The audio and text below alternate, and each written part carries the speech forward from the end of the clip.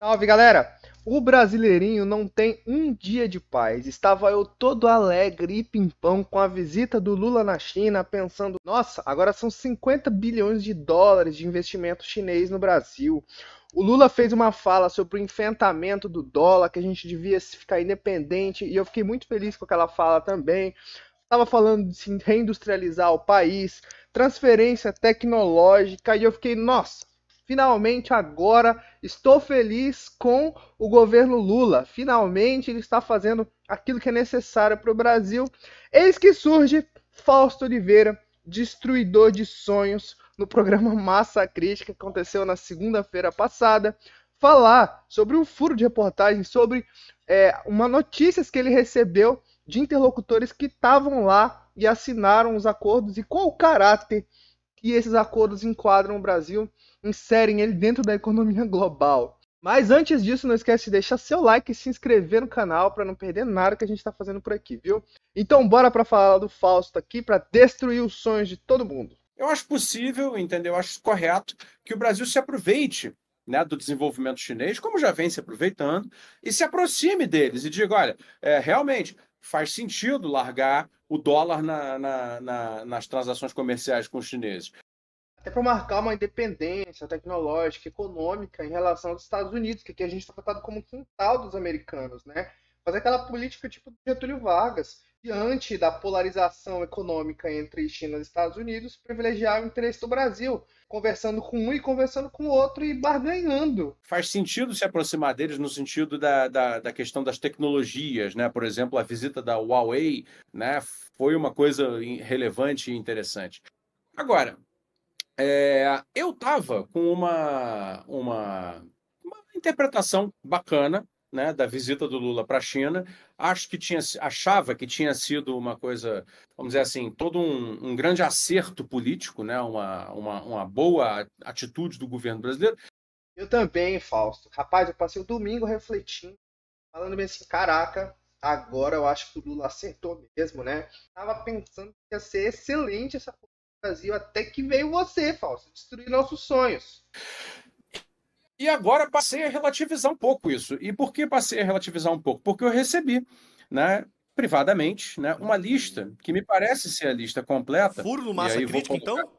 Furo no Massa É Crítica? furo do Massa Crítica. Eu estou My colocando aqui uma damn! informação que está no meu celular aqui, Massa crítica relevante, hein? uma informação que circula internamente. É a lista que me parece ser uma lista dos acordos que foram assinados entre Brasil e China, né? É muito grande, tem muita coisa aqui. Eu vou ler algumas coisas, mas eu posso dizer para vocês aqui na lista que me passaram, quem me passou essa lista, né? Eu, né, como vocês sabem, como jornalista de economia especializado no setor industrial, conheço muita gente que participa de certas esferas de discussão Contatinhos, hein, Fausto? próximas ao governo, próximas às grandes indústrias, próximas às federações industriais, etc. Então, assim, o que tem nessa lista, né, segundo o que está aqui, foram celebrados acordos que têm um perfil claramente que claramente reforça a inserção primária da economia brasileira. O que quero dizer com isso? A maior parte das ações econômicas do Brasil nessa lista de acordos comerciais firmados, que não são só acordos comerciais, tem acordos bancários, científicos, né, de cooperação política em diversas áreas, etc.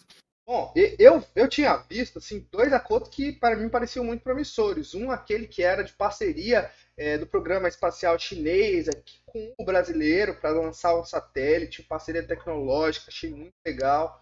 Achei também aquele da parceria televisiva, que o Lula tem tipo uma ideia de criar uma BBC aqui do Brasil. E se tivesse o mercado consumidor chinês para consumir filmes e outros produtos brasileiros, isso aí seria excelente. Isso aí eu achei bem legal da lista de acordos que eu tinha visto aqui, né? Esses outros que o Foto vai falar, eu não tinha visto ainda. A maioria dos pontos que eu vi nessa lista envolvem ou empresas da economia primária brasileira, por exemplo, Vale, Seara, JBS, tem aqui, né? Ou envolvem questões relativas ao famoso ESG, né? Então é essa retórica do Brasil, né, fazer a economia da sustentabilidade, ou bem envolve questão bancária, que é importante, naturalmente, com alguns acordos estabelecendo, por exemplo, a conversão de yuan para real direto e de real para yuan direto para poder fazer as trocas comerciais dispensando o dólar, o que é realmente algo necessário.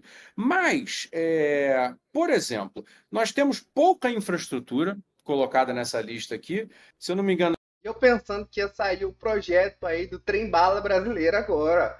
Ia ser o início do investimento para a gente começar a ter essas linhas de trem de alta velocidade aqui. tem um ponto sobre energia elétrica entre Furnas e a State Grid chinesa para um projeto de revitalização da transmissão da hidrelétrica de Itaipu.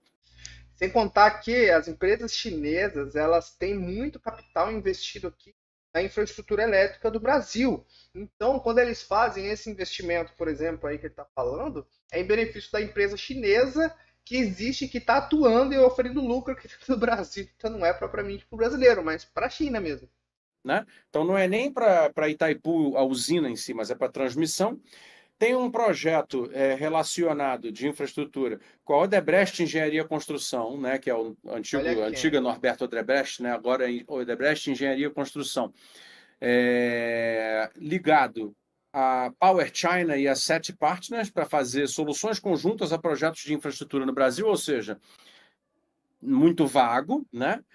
Temos em infraestrutura ainda aqui uma coisa relativa ao Porto de Santos, né? Os chineses querem ampliar o Porto de Santos através de um convênio. E aí esse terminal novo vai ser utilizado exclusivamente por empresas chinesas. Olha só, para otimizar a exportação de minério de ferro e de soja. No final das contas, é o interesse chinês também aumentar a capacidade do Brasil de estar fornecendo matéria-prima crua para eles.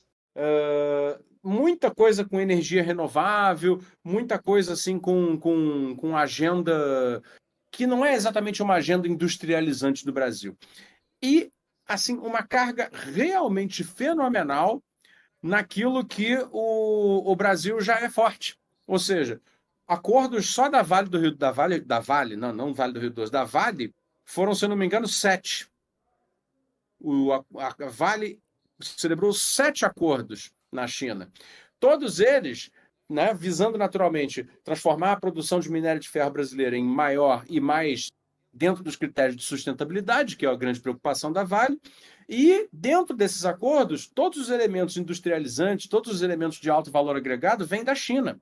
Né? Como, por exemplo, aqui um acordo com a empresa XCMG, que é de máquinas e equipamentos, para que a Vale faça a compra e, portanto, financie o projeto da primeira motoniveladora de zero carbono do mundo. A motoniveladora é um equipamento de... Aqui, quando ele fala mais para frente na live, que o que acontece? Eles estão fazendo essa transferência tecnológica, que é justamente para a produção de equipamentos para otimizar a extração de minério de ferro da Vale. Então, no final das contas, fizeram a transferência tecnológica de fato, mas para priorizar a posição primária do Brasil na economia, para otimizar essa produção primária do Brasil na extração de minério de ferro e tudo isso. Então, porra. Ou seja, valor agregado, Fausto, você está falando de produtos manufaturados com a tecnologia ali, né? Estou falando de qualquer coisa que seja mais sofisticada do que apenas o minério, do que apenas a soja, entendeu? E essa é a disjuntiva, né? Nós fomos à China, e eu estou com a lista aqui, vendo com a seguinte agenda: reforçar a nossa economia primária, de baixo valor agregado. Trágico, hein? Trágico. Enquanto que os chineses receberam o Brasil muito bem, mas receberam para fazer a sua agenda de alto valor agregado. E é o que essa lista aqui traduz. Essa lista está traduzindo coisas como essa que eu estava dizendo aqui. Quer dizer, a Vale, empresa brasileira, vai utilizar dinheiro produzido no Brasil para financiar um projeto industrial chinês na China, né, comprando antecipadamente motoniveladoras de emissão zero de carbono, etc., para usar no Brasil e posar de empresa que tem uma tecnologia limpa, etc., etc. Então, assim, nós temos um resultado prático dessa viagem que, embora tenha sido politicamente relevante no sentido demarcar uma independência, uma postura um pouco mais independente, né, em relação ao polo dos Estados Unidos, tanto assim que Washington não gostou nada, né, das declarações do nosso governo. Por outro lado, temos eu acho que foi um subaproveitamento daquilo que uma ida à China com uma postura soberana, como foi, né, deveria ter mostrado. Pois é, aí adiantou peitar os Estados Unidos nesse aspecto, dizendo que vai parar de usar dólar e tudo. E o que você vai pedir em troca é tipo uma barganha, é tipo, nossa. E o que você tá. Pois é, será que valeu a pena? Pois é, já que era para peitar os Estados Unidos, dizer que vai parar de usar dólar e tudo isso, né? Tinha que ter apostado mais. Já que é para fazer, mete logo um all-in e aposta logo em fazer um acordo que dê transferência tecnológica, que reforce o Brasil numa posição de país em desenvolvimento, não uma economia primária, né? Um país que realmente quer se fazer soberano com uma indústria própria, com tecnologia própria, com tudo isso, e apoio daquele que é o rival geopolítico econômico dos Estados Unidos agora você tem todo o desgaste com os americanos, a troco da gente continuar se reafirmando na posição de economia primária. A gente tinha economia primária desde o Brasil colônia. Antes era pau-brasil, aí depois era cana-de-açúcar, aí depois era ouro, aí depois era café, aí agora é soja, e a gente continua nisso. O Brasil vai ser até quando um Brasil agroindustrial, primário? Quando que a gente vai sair desse estágio e se reafirmar como uma nação soberana que quer fazer a sua industrialização, que quer produzir tecnologia, conhecimento, essa coisa, né? Essa era uma oportunidade que foi perdida, infelizmente. A gente não está torcendo contra. Eu estava muito feliz, achando que isso aí tinha dado tudo certo. Mas, né, o caráter objetivo desses contratos que foi feitos mostra exatamente o contrário. Isso aí é decepcionante mesmo, cara.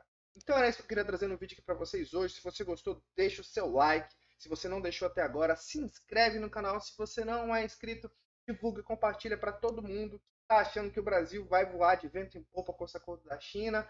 E até o próximo vídeo. Um forte abraço.